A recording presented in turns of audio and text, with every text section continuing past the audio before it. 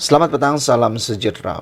Selepas pemimpin ini mendesak dan memaksa menggesa Anwar Ibrahim memohon maaf kepada semua orang di Malaysia gara-gara tindakan gurauan Anwar Ibrahim, Perdana Menteri kita Datuk Seri Anwar Ibrahim dengan gurauan meminta nombor telefon daripada seorang pelajar ataupun remaja tingkatan 6 dalam jelajah beliau. Ini yang terjadi kepada Amira. Amira ni adalah orang ataupun pemimpin parti muda yang menuntut supaya Anwar Ibrahim memohon maaf.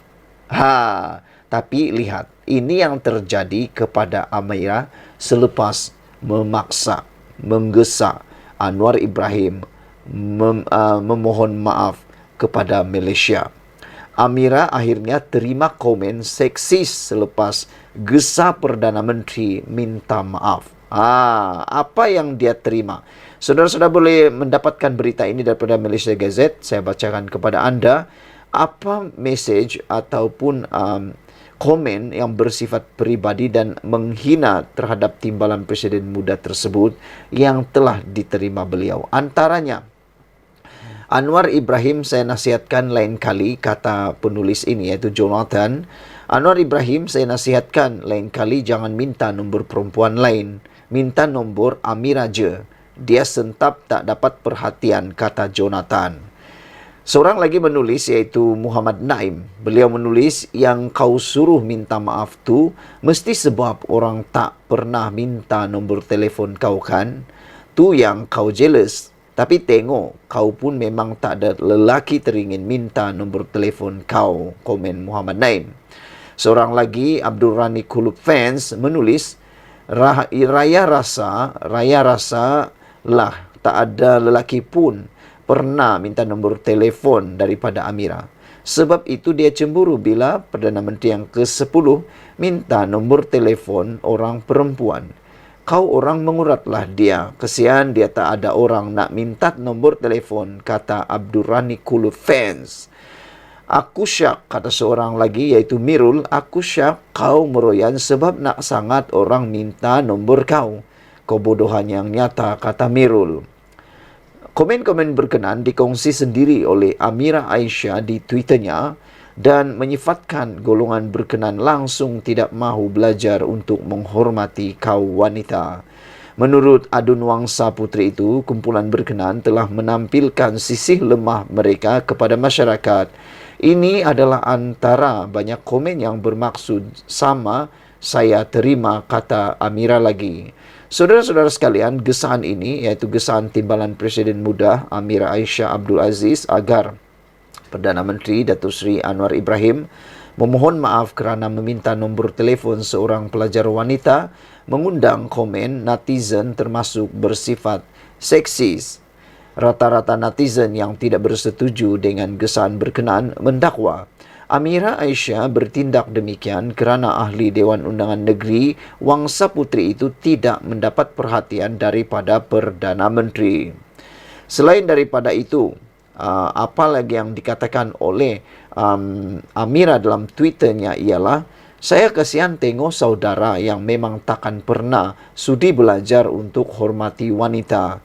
Anda fikir anda cool, tetapi sebenarnya anda ternyata lemah, ciap Amira Aisyah di Twitter.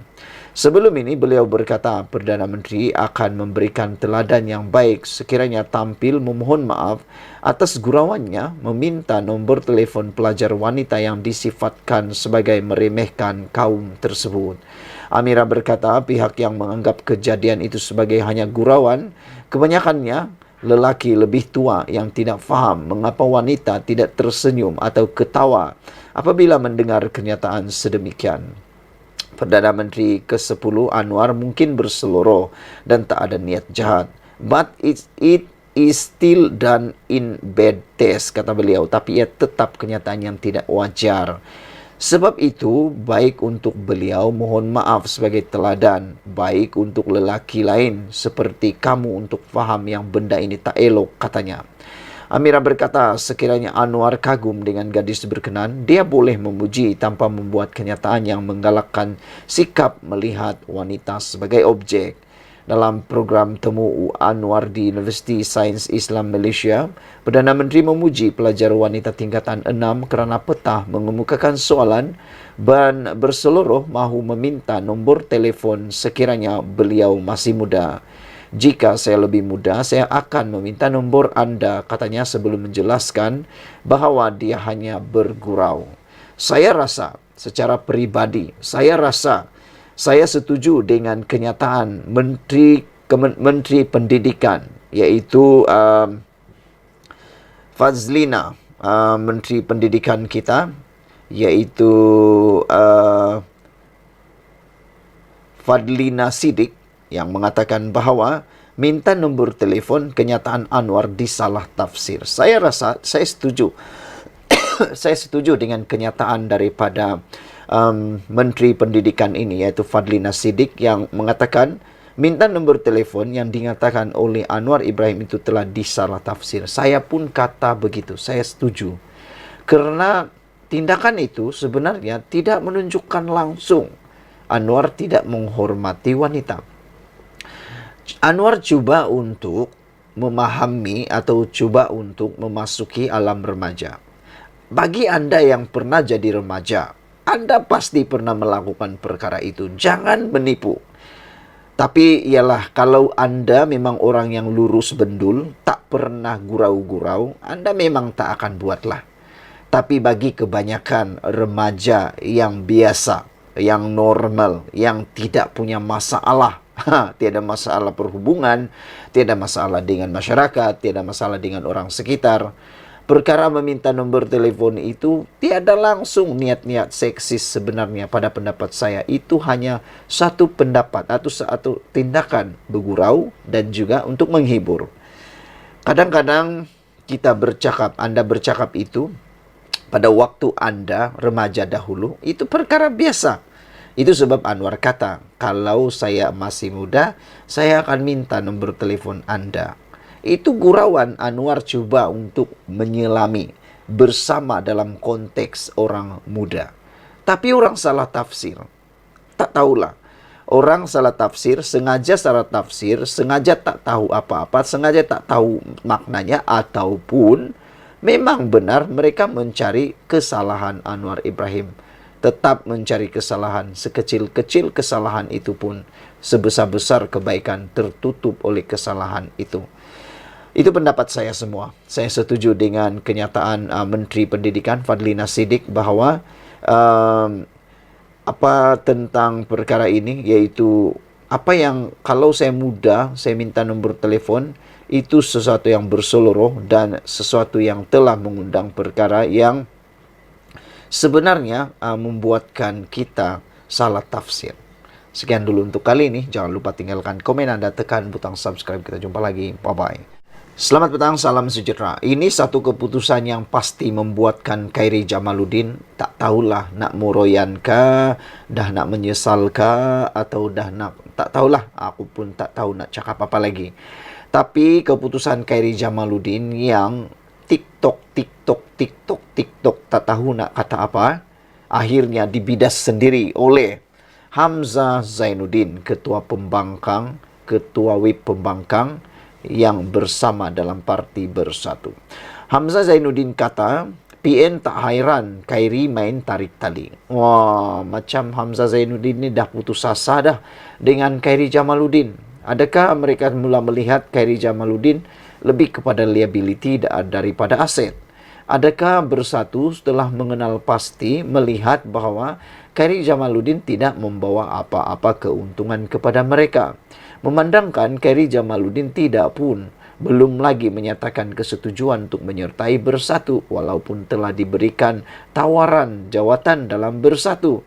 Ini sesuatu yang mungkin hanya memalukan Bersatu dan menjatuhkan maruah dan kredibiliti Bersatu. Kerana dilihat bahawa mereka sanggup memberikan jawatan untuk mendapatkan seseorang. Tetapi nampaknya apa yang dibuat oleh KJ, tarik tali, main tarik tali. Namun ini Hamzah kata mereka tak hairan Khairi main tarik tali. Apa sebenarnya? Ini dia. PN memaklumkan gabungan itu hanya memberi tawaran sekali sahaja kepada bekas Menteri Kesihatan Khairi Jamaluddin untuk menyertai Parti Bersatu Malaysia Bersatu. Setiausaha Agung Perikatan Nasional PN, Datuk Seri Hamzah Zainuddin berkata, Presiden Bersatu Tan Sri Muhyiddin Yassin hanya memberi tawaran sekali sahaja. Jadi bolehlah cakap Bersatu dan Khairi kini bukan lagi bersatu tetapi berpisah selamanya.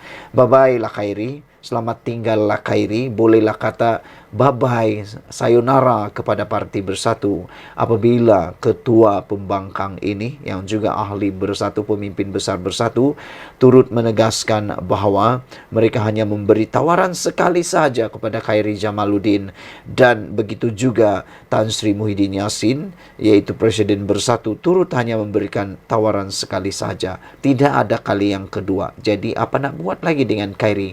Terpulanglah nak jadi DJ terus sekali. Pada saya, Presiden kita Bersatu cakap sekali sahaja sudah cukup. Sama ada dia Khairi hendak terima atau tidak, itu terpulang pada dia. Kalau Khairi main tarik tali tak apa, katanya ketika ditemui selepas himpunan pakat pertahan dan pelancaran jentera pilihan raya Perikatan Nasional PN Kelantan yang dirasmikan Presiden PAS Tan Sri Abdul Hadi Awang. Hadir sama Menteri Besar Kelantan Datuk Ahmad Yaakob dan timbalannya Datuk Muhammad Amarnik Abdullah. Media sebelum ini melaporkan Muhyiddin pada Mei lalu mengakui ada menawarkan jawatan dalam Majlis Pimpinan Tertinggi Bersatu pada Khairi jika beliau mahu menyertai parti tersebut. Pengerusi PN itu mendedahkan tawaran berkenan dikemukakan kepada Khairi selepas bekas ahli Parlimen Rembau berkenan dipecat daripada Bersatu pada bulan Januari yang lalu. Sumber Perikatan Nasional maklumkan Khairi tidak akan menyertai mana-mana parti politik termasuk Bersatu maupun menubuhkan parti baharu dalam waktu terdekat. Saudara-saudara sekalian, ini satu perkara yang paling mengejutkan kita semua apabila secara sahnya Hamzah Zainuddin kata PN tidak hairan dengan tindakan Khairi main tarik tali. Selain daripada itu, dia juga menegaskan bahawa PN dan Bersatu hanya akan memberi tawaran hanya sekali sahaja kepada bekas Menteri Kesihatan tersebut.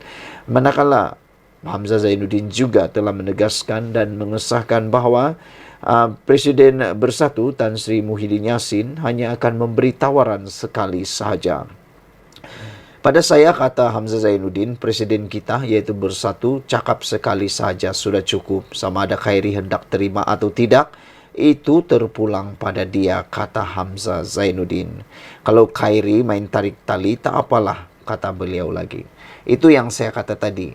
Mungkin Hamzah Zainuddin sudah menyadari bahawa Khairi tidak akan menyertai Bersatu dan tindakan mereka menawarkan jawatan seperti yang telah diakui oleh Muhyiddin bahawa mengakui ada menawarkan jawatan dalam Majlis Pimpinan Tertinggi Bersatu kepada Khairi, itu hanya membuatkan maruah Parti Bersatu dan integriti Parti Bersatu tercalar apabila tidak diterima oleh Khairi Jamaluddin. Sekian dulu untuk kali ini. Jangan lupa tinggalkan komen anda, tekan butang subscribe Malaysia Kita Punya. Kita juga sama-sama cintai Malaysiaku. Bye-bye.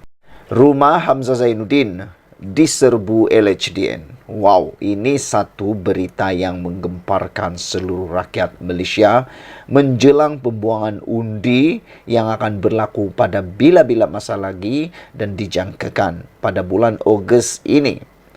Daripada sinar harian, rumah Hamzah Zainuddin diserbu LHDN. Apa sebab LHDN menyerbu rumah Hamzah Zainuddin? Adakah ini ada kaitan dengan beberapa hal yang membabitkan cukai pendapatan? Saudara-saudara sekalian, serbuan itu susulan terdapat beberapa cukai yang tidak dilaporkan menurut laporan ini. Penguatkuasa turut dikatakan merampas beberapa fail termasuk dokumen pemilikan aset dan akaun. Bulan lalu, Hamzah mengesahkan beliau dipanggil SPRM bagi memberi keterangan berkaitan satu kes pendakwaan di Mahkamah Seksyen Kuala Lumpur. Beliau menjelaskan keterangan itu dibuat susulan pertuduhan ke atas ahli perniagaan Sim Cho Tiam di mahkamah. Hamzah mendakwa kes pertuduhan di mahkamah membabitkan ahli perniagaan itu turut mengheret namanya, jelas bertujuan untuk merosakkan namanya Nama baiknya Bersatu dan Perikatan Nasional. Saudara-saudara sekalian, LHDN dikatakan telah menyerbu kediaman Ketua Pembangkang Datuk Seri Hamzah Zainuddin pada Selasa yang lalu. Sumber memberitahu dalam serbuan kira-kira pukul 11 pagi itu, ahli Parlimen Larut difahamkan turut berada di rumah. Tetapi ini balasan jawab daripada Hamzah Zainuddin selepas tular yang mengatakan bahawa serbuan itu ada kaitan dengan susulan terdapat beberapa cukai yang tidak dilaporkan. Penguatkuasa turut dikatakan merampas beberapa fail termasuk dokumen pemilikan aset dan akaun. Ini jawapan daripada Hamzah Zainuddin selepas rumah beliau itu dikatakan diserbu oleh LHDN. Kata Hamzah Zainuddin, setiap tahun saya bayar cukai. Mereka sengaja buat cerita. Daripada cakap saja begini, kita sarankan kepada Hamzah Zainuddin tunjukkan dokumen pembayaran cukai setiap tahun. Barulah semua netizen, barulah semua rakyat akan percaya. Kerana hanya cakap saja tanpa bukti itu hanya biasa-biasa. Tapi cakap dengan bukti itu baru luar biasa. Buat apa nak takut nak dedahkan dokumen pembayaran cukai anda kalau benar-benar telah membayar cukai? Dan saya pasti LHDN juga akan membuat keputusan tidak ada apa-apa pendakwaan, serbuan sekali lagi atau apa-apa yang menakutkan berlaku kepada Hamzah Zainuddin kalau benar-benar Hamzah Zainuddin betul membayar cukai setiap tahun. Tetapi persoalan yang kedua, adakah pembayaran cukai itu cukup? Membayar setiap tahun itu cerita yang berbeza. Membayar cukup itu lain lagi. Karena kadang-kadang ada orang bayar cukai tidak cukup sepatutnya. Ada yang disembunyi-sembunyikan dan sebagainya. Ketua Pembangkang Datuk Seri Hamzah Zainuddin menegaskan beliau tidak pernah culas daripada membayar cukai setiap tahun. Menjelaskan perkara itu ketika menyampaikan ceramah pada pelancaran Jentera Pilihan Raya PN Kelantan malam tadi, Hamzah yang juga Setiausaha Agung PN berkata, beliau turut berhabis ribuan ringgit untuk membayar konsultan bagi mengurus cukai. Wah, banyak duit kan? Berhabis ribuan ringgit untuk membayar konsultan bagi mengurus cukai. Ini pasti mempunyai uang yang banyak kerana sehingga ada konsultan bagi mengurus cukai. Kerana kalau tidak, nanti susah nak kira pula kan. Kita orang-orang biasa, tak payahlah ada konsultan. Kita bayar sendiri pun dah cukup dah. Baru-baru ini saya diserang LHDN yang datang ke rumah saya. Saya nak jelaskan, dulu saya seorang ahli perniagaan dan hanya menjadi ahli parlimen bermula 2008, kata Hamzah Zainuddin. Isu saya tidak bayar cukai tidak timbul sama sekali kerana setiap tahun saya bayar cukai. Saya guna konsultan dan berhabis ribuan ringgit untuk buat cukai, kata beliau lagi. Anda bagaimana? Adakah anda membayar cukai sehingga perlu konsultan untuk mengiranya? Ataupun anda hanya bayar cukai biasa-biasa saja, potong gaji dah cukup dah? Mereka sengaja mengeluarkan cerita mengatakan saya tidak membayar cukai, kata Hamzah Zainuddin. Pada masa sama, Hamzah turut menegaskan beliau tidak pernah mengambil wang judi daripada mana-mana pihak dan mendakwa menjadi mangsa fitnah sehingga diserang SAPRM yang menyangka beliau menyimpan duit itu di pejabatnya. Bagaimanapun, hasil pemeriksaan wang berkenan tidak ditemui. Saya nak maklum dengan nama Allah, saya tidak pernah mengambil duit judi dengan sesiapapun. Ini kan pula untuk beri kepada rakan-rakan, kata Hamzah Zainuddin. Akhirnya, bila tiada kes rasuah, ada pihak burukan saya hingga terpaksa mencari masalah baru iaitu berkaitan LHDN baru-baru ini. Saya akan selesaikan masalah saya dengan SPRM dan LHDN. Saya minta pegawai saya kumpul semua berita yang memfitnah saya sebelum tindakan saman diambil terhadap mereka yang memfitnah saya. Saya tidak takut kerana saya berada di landasan yang benar, kata beliau lagi. Media sebelum ini melaporkan kediaman Hamzah di Damansara diserbu LHDN didakwa berkaitan cukai yang tidak dilaporkan. Hamzah Zainuddin sudah berada dalam keadaan yang macam marah sudah ini sebab dia kata dia sudah mengumpulkan, dia akan selesaikan masalah beliau dengan SPRM dan LHDN dan minta pegawai beliau untuk mengumpul semua berita yang memfitnah sebelum tindakan saman diambil terhadap mereka yang memfitnah beliau. Saudara-saudara sekalian, tindakan memfitnah ini kadang-kadang bagus, kadang-kadang merugikan. Kerana apabila tindakan memfitnah itu terus juga dibuat, maka lebih banyak yang akan terbongkar. Jadi ada lebih baiknya kadang-kadang biarkan saja supaya tiada perkara yang lebih besar akan terbongkar. Tapi terpulanglah kepada Hamzah Zainuddin, sama ada mahu memfitnah, bukan memfitnah, mahu mengambil, bukan memfitnah, salah cakap. Bukan memfitnah, tetapi mahu mengambil tindakan saman fitnah terhadap sesiapa yang telah memfitnah beliau atau tidak. Kerana beliau kata dia tidak takut kerana beliau berada di landasan yang benar. Saudara-saudara, itulah dia keputusan Hamzah Zainuddin. Beliau kata, setiap tahun saya bayar cukai, mereka sengaja buat cerita. Tetapi yang mengejutkan saya, yang tak pernah saya tahu sebelum ini, ialah Hamzah Zainuddin sendiri memberikan penafian bahawa beliau tidak pernah mengambil wang judi daripada mana-mana pihak dan mendakwa menjadi mangsa fitnah sehingga diserang SPRM kerana menyangka beliau menyimpan duit itu di pejabatnya. Bagaimanapun hasil pemeriksaan wang tersebut tidak ditemukan. Saya nak maklum dengan nama Allah, saya tidak pernah mengambil duit judi dengan sesiapapun. Ini kan pula untuk beri kepada rakan-rakan, kata Hamzah Zainuddin. Akhirnya bila tiada kes rasuah, ada pihak burukan saya sehingga terpaksa mencari masalah baru, iaitu berkaitan LHDN pula, kata Hamzah Zainuddin lagi. Saya akan selesaikan masalah saya dengan SPRM dan LHDN dan pegawai saya akan kumpul semua berita yang memfitnah saya sebelum tindakan saman diambil, kata beliau lagi. Sekian dulu untuk kali ini. Jangan lupa tinggalkan komen Anda. Bye-bye. Selamat petang, salam sejahtera. Terima kasih kerana bersama dengan saya di Nazilin Unity Channel.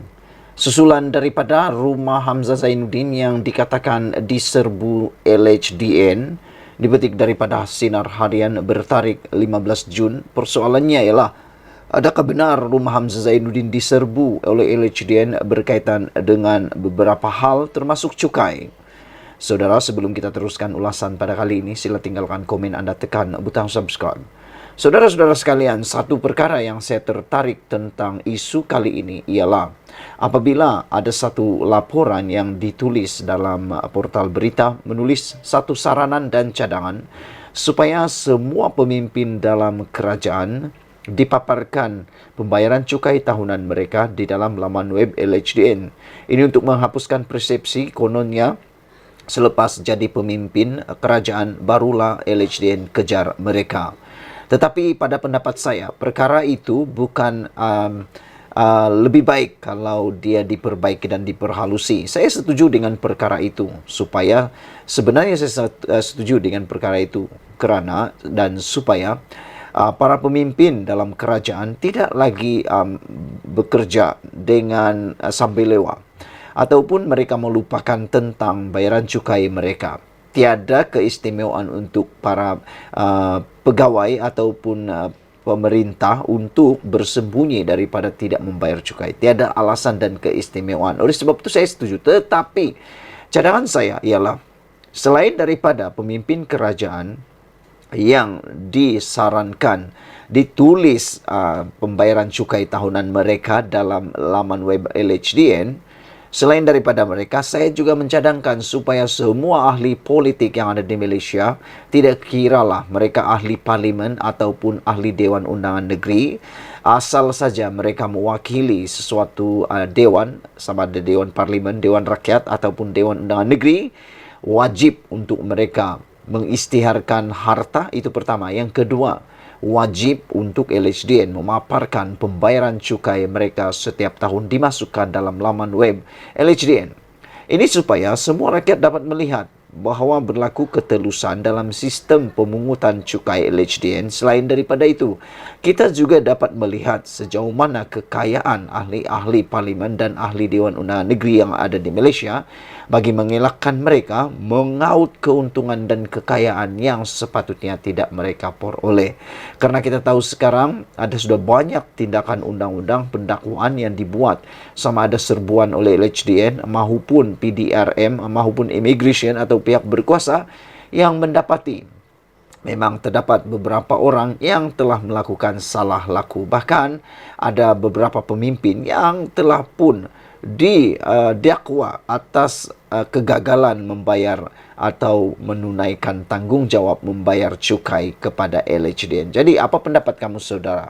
Adakah anda setuju dengan pendapat saya itu supaya semua orang yang bergelar ahli parlimen ataupun ahli Dewan Undangan Negeri turut dikenakan tindakan menyenaraikan mereka dalam laman web LHDN untuk lebih telus dalam pembayaran cukai.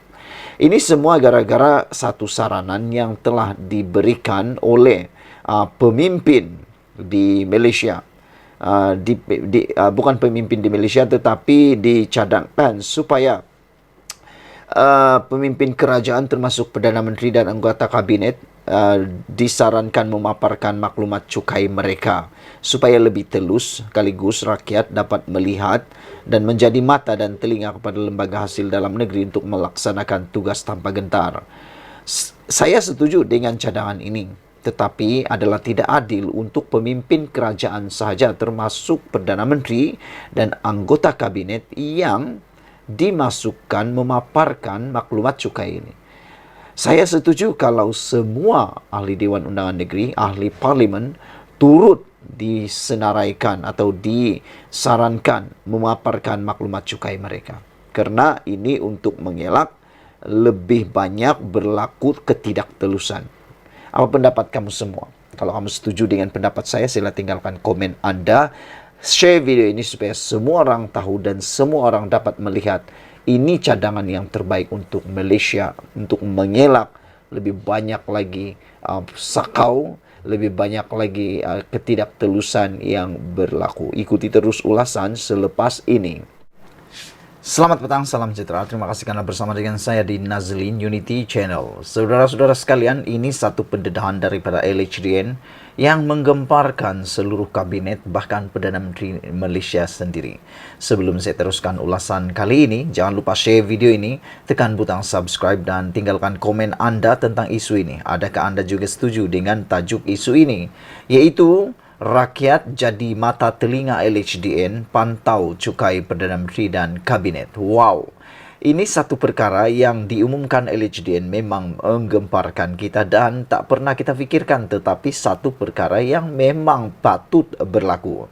Yang mana rakyat disaran atau digalakkan menjadi telinga LHDN untuk memantau cukai Perdana Menteri dan Kabinet.